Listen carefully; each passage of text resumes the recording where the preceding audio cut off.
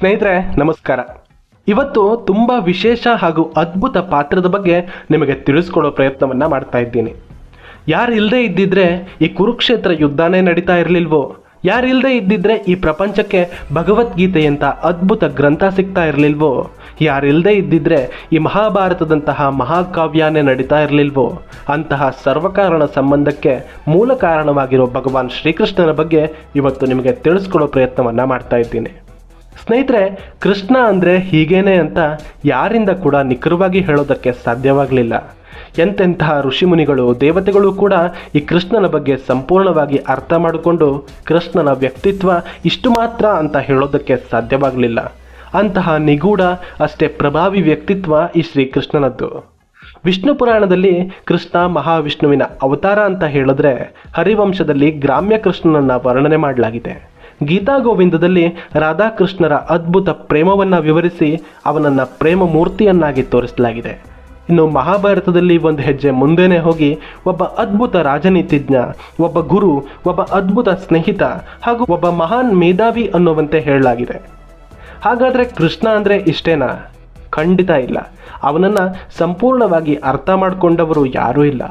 ಯಾಕಂದರೆ ಅವನು ಒಬ್ಬೊಬ್ಬರ ಕಣ್ಣಿಗೆ ಒಂದೊಂದು ರೀತಿಯಲ್ಲಿ ಕಾಣಿಸಿದ್ದ. ಕುರುಡ ಆನೆಯನ್ನು ವರ್ಣಿಸಿದ ಹಾಗೆ ತಮಗೆ ಎಟುಕಿದಷ್ಟು, ತಮ್ಮ ಕೈ ಮುಟ್ಟುವಷ್ಟು ಮಾತ್ರ ಅವನ ಬಗ್ಗೆ ವಿವರಿಸೋದಕ್ಕೆ ಸಾಧ್ಯವಾಗಿದ್ದು. ಹಾಗಾದರೆ ಈ ಕೃಷ್ಣ ಯಾರು? ಅವನು ನಿಜವಾಗಲೂ ದೇವರ, ಮಹಾವಿಷ್ಣುವಿನ ಅವತಾರನ? ಹುಟ್ಟೋವಾಗಲೇ ಅವನಲ್ಲಿ ವಿಶೇಷವಾದ ಶಕ್ತಿ ಇತ್ತ? ಅವನಿಗೆ ಏನು ಬೇಕಾದರೂ ಮಾಡೋ ಸಾಮರ್ಥ್ಯ ಇತ್ತ? ಅಥವಾ ನಿಮ್ಮ ಹಾಗೆ ಅವನೂ ಕೂಡ ಒಬ್ಬ ಮಾಮೂಲಿ ವ್ಯಕ್ತಿನ? ಹಾಗಾದರೆ ಅವನನ್ನು ದೇವರು ಅಂತ ಪೂಜಿಸೋದಾದರೂ ಯಾಕೆ?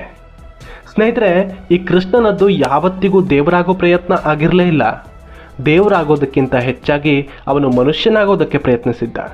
ಕೃಷ್ಣನ ಬದುಕು ಹೂವಿನ ಹಾಸಿಗೆ ಥರ ಏನಿರಲಿಲ್ಲ. ನಮ್ಮಂಥ ಸಾಮಾನ್ಯ ಮನುಷ್ಯರಿಗಿರೋ ಎಲ್ಲ ಕಷ್ಟನೂ ಅವನಿಗಿತ್ತು. ಇನ್ನೂ ಒಂದು ಹೆಜ್ಜೆ ಮುಂದೆ ಹೋಗಿ ಹೇಳಬೇಕು ಅಂದರೆ ಅವನಿಗೆ ಸಾಮಾನ್ಯ ಮನುಷ್ಯರಿಗಿಂತ 1000 ಪಟ್ಟು ಜಾಸ್ತಿ ಕಷ್ಟ ಇತ್ತು. ಅವನು ಹುಟ್ಟಿದ್ದು ಸೆರೆಮನೆಯಲ್ಲಿ. ಹುಟ್ಟಿದ್ದ ದಿನವೇ ತನ್ನ ಹೆತ್ತವರಿಂದ ದೂರವಾಗಿದ್ದ. ಬಾಲ್ಯವನ್ನ ವೃಂದಾವನದಲ್ಲಿ ಕಳೆದ. ಅಲ್ಲಾದರೂ ಗೋಪಿಕೆಯರ ಜೊತೆ ನಗುನಗುತ್ತಾ ನೆಮ್ಮದಿಯಾಗಿರೋದಕ್ಕೆ ಸಾಧ್ಯವಾಯ್ತಾ?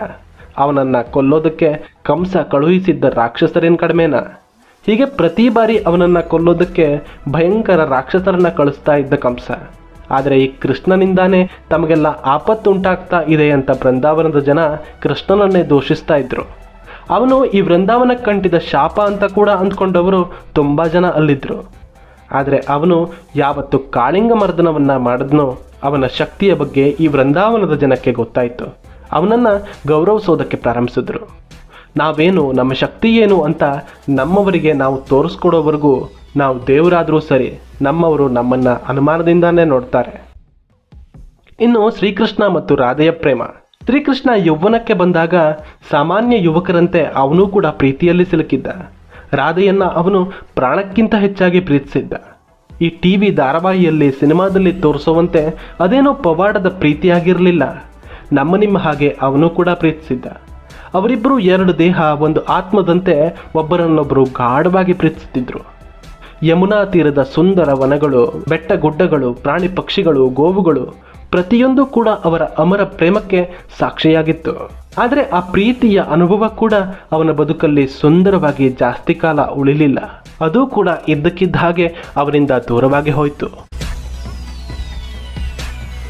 ಕೃಷ್ಣನಿಗೆ ತಾನು ಮಾಡಬೇಕಾಗಿದ್ದ ಕೆಲಸಗಳ ಅರಿವಾಗ್ತಾ ಇದ್ದ ಹಾಗೆ, ತಾನು ಹೋಗಬೇಕಾಗಿದ್ದ ದಾರಿ ಕಾಣಿಸ್ತಾ ಇದ್ದ ಹಾಗೆ ಅವನು ರಾಧೆಯನ್ನ ಬಿಟ್ಟು ಹೊರಡಲೇಬೇಕಾಗಿತ್ತು. ತನ್ನೆಲ್ಲ ನೋವನ್ನು ಮನಸ್ಸಲ್ಲಿ ಅದುಮಿಟ್ಟುಕೊಂಡು ರಾಧೆಯಿಂದ ದೂರವಾಗಿದ್ದ ಕೃಷ್ಣ ಮಥುರೆಗೆ ಬರ್ತಾನೆ. ಅವನ ಕರ್ತವ್ಯ ಪ್ರಜ್ಞೆ ಅವನ ಮನಸ್ಸಲ್ಲಿದ್ದ ರಾಧೆಯ ಪ್ರೀತಿಯಿಂದ, ರಾಧೆಯ ಜೊತೆಗಿನ ಬಾಂಧವ್ಯದಿಂದ ಶಾಶ್ವತವಾಗಿ ದೂರ ಮಾಡಿತ್ತು. ಅಂತಹ ಪ್ರೇಮದಿಂದ ದೂರವಾದ ಕೃಷ್ಣ ಅದೆಷ್ಟು ನೋವನ್ನು ಅನುಭವಿಸಿದ್ನೋ ಅವನ ನೋವನ್ನು ಕಂಡವರ್ಯಾರೋ ಕೇಳಿದವರ್ಯಾರು. ಅವನು ತನ್ನ ನೋವನ್ನೆಲ್ಲ ಹೇಳಿಕೊಂಡು ಇನ್ನೊಬ್ಬರ ಹತ್ರ ಕಣ್ಣೀರು ಹಾಕೋ ವ್ಯಕ್ತಿಯನ್ನಾಗಿರಲಿಲ್ಲ. ಮನುಷ್ಯ ತನ್ನ ಸಾಧನೆಯ ಶಿಖರವನ್ನು ಏರಬೇಕು ಅಂದರೆ ಅವನು ಎಂತಹ ತ್ಯಾಗಕ್ಕಾದರೂ ಸಿದ್ಧವಾಗಬೇಕು. ಅದೆಂಥ ನೋವು ಮನಸ್ಸಲ್ಲಿದ್ದರೂ ಅದನ್ನು ಎದುರಿಸಲೇಬೇಕು ಅಂತ ಜಗತ್ತಿಗೆ ತಿಳಿಸ್ಕೊಟ್ಟಿದ್ದ ಕೃಷ್ಣ. ಅವನು ಭಗವದ್ಗೀತೆಯಲ್ಲಿ ಅರ್ಜುನನಿಗೆ ಬರಿಯ ಉಪದೇಶವನ್ನು ಮಾತ್ರ ಮಾಡಲೇ ಇಲ್ಲ, ತನ್ನ ಬದುಕಿನ ಪ್ರತಿ ಹಂತದಲ್ಲೂ ಅದರಂತೆ ಬದುಕಿ ತೋರಿಸಿದ್ದ.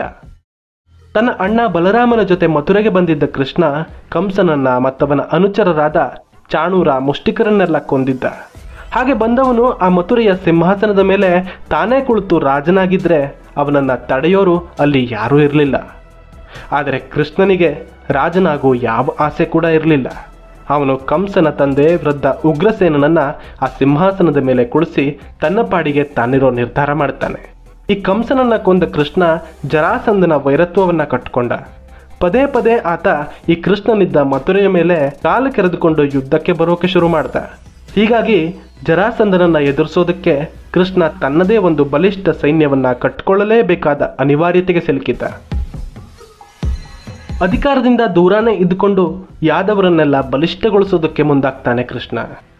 ಅಕಸ್ಮಾತ್ ಕೃಷ್ಣ ಏನಾದರೂ ಸಿಂಹಾಸನವನ್ನು ಏರಿದ್ರೆ ತಮ್ಮೊಳಗೆ ಹೊಟ್ಟೆ ಕಿಚ್ಚಿಂದ ಈ ಯಾದವರೆಲ್ಲ ಹೊಡೆದಾಡ್ಕೊಂಡು ಸಾಯ್ತಿದ್ರೇನೋ. ಅದಕ್ಕೆ ಒಂದು ಚೂರು ಆಸ್ಪದ ಕೊಡದ ಕೃಷ್ಣ ಅಧಿಕಾರದಿಂದ ದೂರನೇ ಉಳಿದ. ತನ್ನವರಿಗಾಗಿ, ತನ್ನ ಸಮಾಜಕ್ಕಾಗಿ ಬಯಸದೇ ಸಿಕ್ಕಿದ್ದ ಸಿಂಹಾಸನವನ್ನು ಕೂಡ ಅವನು ತ್ಯಾಗ ಮಾಡಿದ್ದ. ಹಾಗೆ ಸಿಂಹಾಸನ ಬಿಟ್ಟು ದೂರ ಇದ್ದರೆ ಸಾಕಾಗ್ತಾ ಇರಲಿಲ್ಲ. ತನ್ನ ತಂತ್ರಗಾರಿಕೆಯಿಂದ, ತನ್ನ ಬುದ್ಧಿವಂತಿಕೆಯಿಂದ ಅವನೊಂದು ಬಲಿಷ್ಠ ಸೈನ್ಯವನ್ನು ಕಟ್ಟಲೇಬೇಕಾಗಿತ್ತು. ಅವನು ಅದೆಲ್ಲವನ್ನ ಯಶಸ್ವಿಯಾಗೇ ಮಾಡ್ದ. ಹೀಗೆ ಪ್ರತಿ ಬಾರಿ ದಂಡೆತ್ತಿ ಬಂದ ಜರಾಸಂಧನನ್ನು, ಅವನ ಸೈನ್ಯವನ್ನು ಅಷ್ಟೂ ಬಾರಿ ಸೋಲಿಸಿ ಕಳಿಸಿದ್ದ. ಮಥುರೆಯ ಜನರನ್ನು ಪದೇ ಪದೇ ಕಾಪಾಡಿದ್ದ. ಹಾಗಂದ ಮಾತ್ರಕ್ಕೆ ಅಲ್ಲಿನ ಜನ ಅವನನ್ನು ದೇವ್ರ ಥರ ಏನೂ ಪೂಜೆ ಮಾಡಲಿಲ್ಲ. ಅವನನ್ನು ನೆಮ್ಮದಿಯಾಗಿ ಇರೋದಕ್ಕೂ ಬಿಡಲಿಲ್ಲ. ಶಮಂತಕ ಮಣಿಯನ್ನು ಕದ್ದ ಆರೋಪವನ್ನು ಅವನ ಮೇಲೆ ಹೊರಿಸಿ ಅವನನ್ನು ಕಳ್ಳ ಅಂದರು. ಅವನು ತನ್ನನ್ನು ತಾನು ನಿರಪರಾಧಿ ಅಂತ ಸಾಬೀತುಪಡಿಸ್ಕೊಳ್ಳೋದಕ್ಕೆ ಜಾಂಬವಂತನ ಜೊತೆ ಹೋರಾಡಿ ಆ ಮಣಿಯನ್ನು ವಾಪಸ್ ತಂದು ತೋರಿಸ್ಬೇಕಾಯ್ತು. ತಮ್ಮವರೇ ತನ್ನ ಮೇಲೆ ಅನುಮಾನ ಪಟ್ಟಾಗ, ತನ್ನನ್ನು ನಿಂದಿಸಿದಾಗ ಕೃಷ್ಣ ಅವರ ಮೇಲೆ ಸಿಟ್ಟು ಮಾಡಿಕೊಂಡು ಕೂಗಾಡಲಿಲ್ಲ. ಅವರನ್ನು ದೂರ ತಳ್ಳಲೂ ಇಲ್ಲ. ಶಾಂತವಾಗಿದ್ದು ತನ್ನ ಪ್ರಾಮಾಣಿಕತೆಯನ್ನು ನಿರೂಪಿಸಿದ್ದ. ಇದು ಒಬ್ಬ ನಾಯಕನಲ್ಲಿ ಇರಲೇಬೇಕಾದ ಅತಿ ಮುಖ್ಯ ಗುಣ ಅನ್ನೋದನ್ನು ಕೃಷ್ಣ ಅವತ್ತಿಗೆ ತನ್ನ ಬದುಕಲ್ಲಿ ನಡೆದು ತೋರಿಸಿದ್ದ. ಅನಂತರ ನರಕಾಸುರನನ್ನು ಕೊಂದ ಕೃಷ್ಣ ಅವನು ಬಂಧಿಸಿಟ್ಟಿದ್ದ 16,000 ಜನ ಹೆಣ್ಮಕ್ಳನ್ನು ಮದುವೆಯಾದ ಅಂತ ಈ ಕೃಷ್ಣನ ನಡೆಯನ್ನು ಇವತ್ತಿಗೂ ಕೂಡ ಆಡ್ಕೋತಾರೆ. ಅನ್ಯ ಮತದ ಪ್ರಮುಖ ನಾಯಕರು ಕೃಷ್ಣನೇ 16,000 ಜನರನ್ನ ಮದುವೆಯಾಗಿದ್ದಾನೆ, ನಾವು 2-3 ಆದರೆ ತಪ್ಪೇನು ಅಂತ ಕೇಳ್ತಾರೆ. ಅಂತಹ ಮೂರ್ಖರು ಈ ವಿಷಯದ ಬಗ್ಗೆ ತಿಳ್ಕೊಂಡಿರೋದು ಅಷ್ಟು ಮಾತ್ರ. ಮದುವೆ ಆದ ಅಂದರೆ ಅವರೆಲ್ಲರ ಗಂಡನಾಗಿದ್ದು ಅವ್ರ ಜೊತೆ ಸಂಸಾರ ಮಾಡ್ದ ಅಂತ ಅರ್ಥ ಅಲ್ಲ. ನರಕಾಸುರನಂತ ಕ್ರೂರ ರಾಕ್ಷಸನ ಬಂಧನದಲ್ಲಿದ್ದ ಹೆಣ್ಣುಮಕ್ಕಳು ಬಿಡುಗಡೆ ಆದಮೇಲೆ ಏನು ಮಾಡಬೇಕು, ಎಲ್ಲಿಗೆ ಹೋಗಬೇಕು? ರಾಕ್ಷಸನ ಬಂಧನದಲ್ಲಿದ್ದ ಹೆಣ್ಣುಮಕ್ಕಳು ಅಂದರೆ ಈ ಸಮಾಜ ಅವರನ್ನು ಯಾವ ದೃಷ್ಟಿಯಲ್ಲಿ ನೋಡುತ್ತೆ ಅನ್ನೋದನ್ನು ಸ್ಪಷ್ಟವಾಗಿ ಅರ್ಥ ಮಾಡ್ಕೊಂಡಿದ್ದ ಶ್ರೀಕೃಷ್ಣ. ಅವರಿಗಾಗಿ ಈ ಸಮಾಜದಲ್ಲಿ ಒಂದು ಭದ್ರತೆಯನ್ನು ಒದಗಿಸ್ಕೊಟ್ಟಿದ್ದ. ನೀವು ಕೃಷ್ಣನ ಪತ್ನಿಯರು ಅಂತ ಹೇಳ್ಕೊಳ್ಳಿ ಅನ್ನೋ ಸ್ವಾತಂತ್ರ್ಯವನ್ನು, ಧೈರ್ಯವನ್ನು ಕೊಟ್ಟು ಸಮಾಜದಲ್ಲಿ ಆ ಎಲ್ಲ ನೊಂದ ಹೆಣ್ಣು ಮಕ್ಕಳ ಪಾಲಿಗೆ ಗೌರವ ಸಿಗುವಂತೆ ಒಂದು ಸ್ಥಾನಮಾನವನ್ನು ಒದಗಿಸ್ಕೊಟ್ಟಿದ್ದ. ಇದರಿಂದ ಅವನಿಗೆ ಸಿಕ್ಕ ಬಿರುದೇನು ತ್ರಿಲೋಲ, ಸ್ತ್ರೀಲಂಪಟ, 1-2. ಆದರೆ ಕೃಷ್ಣ ಜನರ ಚುಚ್ಚು ಮಾತಿಗೆ ಯಾವತ್ತೂ ಚಿಂತೆ ಮಾಡಲಿಲ್ಲ. ಅವನಿಗೆ ತನ್ನ ಬಗ್ಗೆ ಯಾವತ್ತೂ ಯೋಚನೆಯೂ ಇರಲಿಲ್ಲ. ಇನ್ನು ಕೃಷ್ಣನ ರಾಜತಾಂತ್ರಿಕತೆ. ಕೃಷ್ಣ ಈ ವಿಷಯದಲ್ಲಿ ಅಪಾರವಾದ ಜ್ಞಾನ ಹೊಂದಿದ್ದ. ಅಷ್ಟಲ್ಲದೆ ಇದ್ದಿದ್ರೆ ಅವನಿಗೆ ಅಂತಹ ಶ್ರೇಷ್ಠ ನಾಯಕನಾಗೋದಕ್ಕೆ ಸಾಧ್ಯವಾಗ್ತಿತ್ತ. ಈ ಕೃಷ್ಣ ಒಂದು ವಿಷಯವನ್ನು ಚೆನ್ನಾಗಿ ಅರ್ಥ ಮಾಡ್ಕೊಂಡಿದ್ದ. ಮಾಹಿತಿ ಅನ್ನೋದು ಅತ್ಯಂತ ದೊಡ್ಡ ಅಸ್ತ್ರ ಅನ್ನೋದು ಅವನಿಗೆ ತುಂಬ ಚೆನ್ನಾಗಿ ಗೊತ್ತಿತ್ತು. ಹೀಗಾಗಿಯೇ ಇಡೀ ಭರತಖಂಡದ ತುಂಬ ತನ್ನ ಬೇಹುಗಾರರನ್ನು ಹೊಂದಿದ್ದ. ಪ್ರತಿ ರಾಜ್ಯಗಳ ಮಾಹಿತಿಯನ್ನು ಕೂಡ ಸಂಪೂರ್ಣವಾಗಿ ತಿಳ್ಕೊಂಡಿದ್ದ. ಏನೇನೋ ಇಲ್ಲದ ಒಂದು ಚಿಕ್ಕ ಮನೆತನವನ್ನು ಬಲಿಷ್ಠರಲ್ಲಿ ಬಲಿಷ್ಠವಾದ ಸೈನ್ಯದ ಎದುರು ಕಾಪಾಡ್ಕೋಬೇಕು ಅಂದರೆ ಪ್ರಬಲವಾದ ಬೇಹುಗಾರಿಕಾ ಮಾಹಿತಿ ಖಂಡಿತ ಬೇಕಾಗಿತ್ತು. ಅದನ್ನು ಯಶಸ್ವಿಯಾಗಿ ಸಾಧಿಸಿದ್ದ. ಆ ಮಾಹಿತಿಯ ಕಾರಣದಿಂದಾನೇ ಜರಾಸಂಧನ ಸತತ ಆಕ್ರಮಣವನ್ನು ಎದುರಿಸಿದ. ಅದರ ಜೊತೆಗೆ ಚಿಕ್ಕ ಪುಟ್ಟ ರಾಜ್ಯಗಳ ಜೊತೆ ಸ್ನೇಹವನ್ನು, ಸಂಬಂಧವನ್ನು ಕೂಡ ಬೆಳೆಸ್ಕೊಂಡು ಪ್ರಬಲವಾಗ್ತಾ ಬಂದ. ಇನ್ನು ಮಹಾಭಾರತದ ವಿಷಯಕ್ಕೆ ಬರೋದಾದರೆ, ದ್ರೌಪದಿಯ ಸ್ವಯಂವರದಲ್ಲಿ ಶ್ರೀಕೃಷ್ಣ ಪಾಂಡವರನ್ನ ಮೊದಲನೇ ಬಾರಿ ಭೇಟಿಯಾಗ್ತಾನೆ.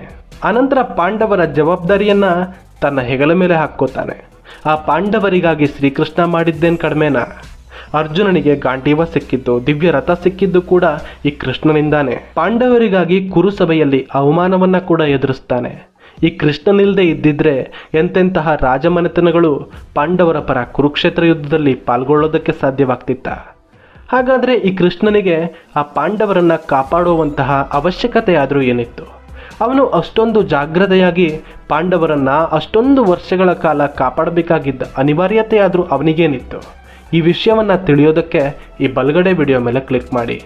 ಇನ್ನು ಶ್ರೀಕೃಷ್ಣನ ಕುರುಸಭೆಯ ಭೇಟಿ ಹೇಗಿತ್ತು, ಕೃಷ್ಣನ ಮಾತಿಗೆ ದುರ್ಯೋಧನನ ಪ್ರತಿಕ್ರಿಯೆ ಹೇಗಿತ್ತು ಅನ್ನೋದನ್ನು ನೋಡೋದಕ್ಕೆ ಈ ಎಡಗಡೆ ವಿಡಿಯೋ ಮೇಲೆ ಕ್ಲಿಕ್ ಮಾಡಿ.